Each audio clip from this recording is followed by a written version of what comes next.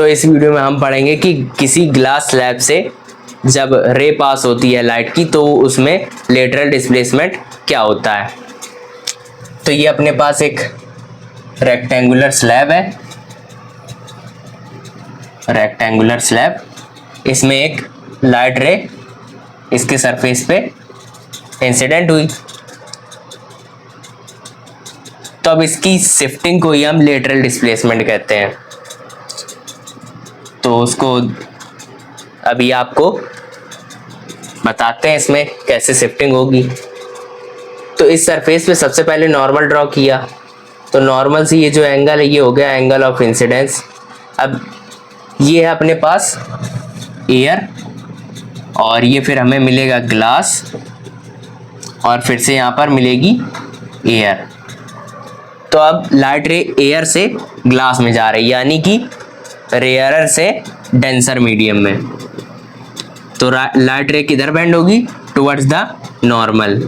तो ऐसे आके ऐसे आ जाएगी, ऐसे आ गई। इसके बाद यहाँ पर हम नॉर्मल ड्रॉ करेंगे, यहाँ पर नॉर्मल फिर से ड्रॉ करेंगे। अब ये ग्लास है, ये एयर है, तो ग्लास जो होता है वो डेंसर मीडियम होता है और एयर रेयरर मीडियम होती है। तो अब लाइट रे किधर बेंड होगी? Away from the normal. वैसे इधर की तरफ जाती, अब away from the normal bend हो गई, और इधर लाइट रे वैसे कुछ ऐसे निकल जाती बाहर। इसकी थिकनेस इसकी लेंथ थोड़ी सी बढ़ा लेते हैं,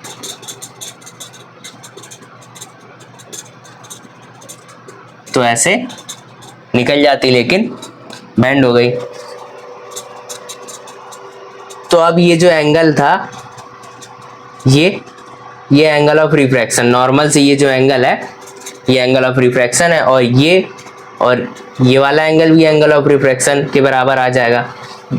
एक ऐसा पढ़ा होगा जेड टाइप का 6th क्लास के आसपास, ये जो एंगल होते हैं ये दोनों एंगल होते हैं इक्वल। अगर ये वाला एंगल x है तो ये वाला एंगल भी x हो जाएगा। तो इसीलिए अब इसको ऐसा करके देखेंगे तो ये वैसा ही दिख रहा है, तो ये दोनों एंगल इक्वल हो जाएंगे। तो अब ये तो थी इंसिडेंट रे, नहीं ये थी इंसिडेंट रे। इंसिडेंट रे को ऐसा जाना चाहिए था, और ये है क्या? रिफ्रैक्शन के होने के बाद जो रे आई है। तो इस एंगल को हम कहेंगे एंगल ऑफ इमर्जेंस, स्मॉल ई से डिनोट करेंगे, और इस रे को हम कहेंगे क्या? इमर्जेंट रे। स्लैब से बाहर आ रही है इसीलिए इमर्जेंट रे इसको नाम दे दिया। और ये जो इंसिडेंट रे इस सरफेस पे आई थी उसके बिल्कुल एकदम पैरेलल है, यानी कि जो ग्लास स्लैब है उसने क्या काम किया? उसने केवल पैरेलली इंसिडेंट रे को शिफ्ट कर दिया। तो ये जो शिफ्ट किया है, ये दोनों पैरेलल है, इनके बीच में एंगल 90 डिग्री है। तो ये जो शिफ्ट किया इसको ही हम कहते हैं क्या? इस शिफ्ट को ही हम कहते हैं लेटरल डिस्प्लेसमेंट। यही शिफ्ट होता है लेटरल डिस्प्लेसमेंट। तो अब इसमें एक और बात है, ये जो एंगल ऑफ इंसिडेंस है और ये जो एंगल ऑफ इमर्जेंस है ये दोनों आपस में इक्वल होते हैं, यानी कि I इक्वल E के हो जाएगा। I और E आपस में इक्वल होते हैं। तो ये तो हो गया इसकी बात। अब बात करते हैं कि ये जो लाइट रे डिस्प्लेस हुई है इंसिडेंट रे से यहाँ जाने की जगह जो यहाँ आ गई है, ये किस किस फैक्टर्स पर डिपेंड करेगी। तो पहला जो फैक्टर है वो है angle of incidence. Angle of incidence,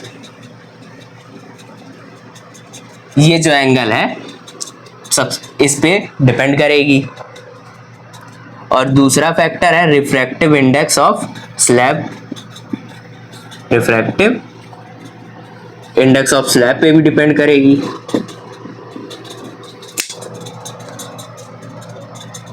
और तीसरा फैक्टर क्या है? एंगल ऑफ इंसिडेंस पे डिपेंड करेगी, रिफ्रैक्टिव इंडेक्स स्लैब पे डिपेंड करेगी, और इसकी थिकनेस पे भी डिपेंड करेगी, ये जितनी इसकी ये थिकनेस है। तो यहाँ पर लिख देते हैं thickness of the slab, slab की थिकनेस पे भी डिपेंड करेगी। तो ये तो हो गया इतनी बात। अब जैसे अगर विबग्योर वाली जो लाइट है, विबग्योर जिसमें पूरे 7 कलर होते हैं, अगर वो इंसिडेंट हो रही तो उसमें कौन सी जो लाइट है यानी कि कौन सा कलर है वो सबसे ज़्यादा बैंड होगा? तो वायलेट सबसे ज़्यादा बैंड होगा, क्योंकि जितनी वेवलेंथ कम होगी यानी जितनी वेवलेंथ मिनिमम होगी उतना ही बेंडिंग ज़्यादा होगी, उतना ही लेटरल डिस्प्लेसमेंट ज़्यादा होगा। जितनी कम वेवलेंथ उतना ज़्यादा लेटरल डिस्प्लेसमेंट। तो यही होता है लेटरल डिस्प्लेसमेंट, जब किसी ग्लास स्लैब के थ्रू लाइट रे बाहर अंदर जाके बाहर निकलती है।